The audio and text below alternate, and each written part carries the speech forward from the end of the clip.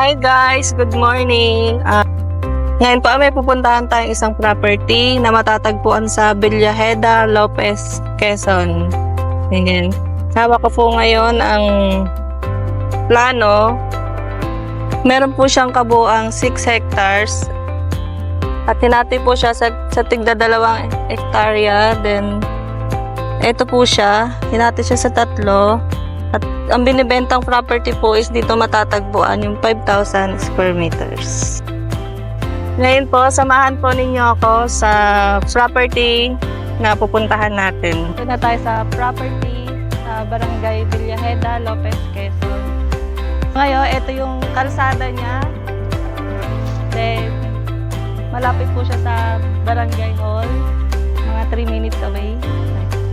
Then, ito po yung right of way papunta sa property. Ito po ang right of way na daanan papunta sa lote or lupa. Maganda naman siya kasi may daan na. Ang right of way po na dinadaanan natin ay almost 3 meters wide. Pwede pa semento or ipakalsada, pero yung makakabili na ang gagastos. May makakahati naman sa gastos dahil may 2 na nakabili sa malapit lang. Almost 4 minutes lang ang layo. Kung makikita nyo yung maliit na nyog, andun na ang lote or property. So ngayon, papasokin natin ang property. Samahan nyo ako at itutur ko kayo.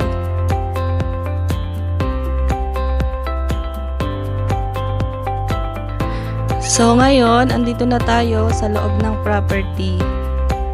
Maganda siya kasi ang ganda ko. Kaya maswerte ang makakabili nito kasi maganda ang location, tamang-tama sa gusto ng makakalanghap ng sariwang hangin. Ito nga pala ay 5,000 square meters for only 400,000 pesos lang.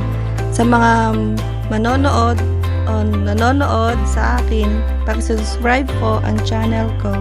Paki-click na rin ang notification bell para makita nyo ang ganda ko.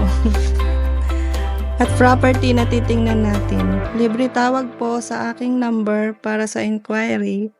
Thank you so much. Bye.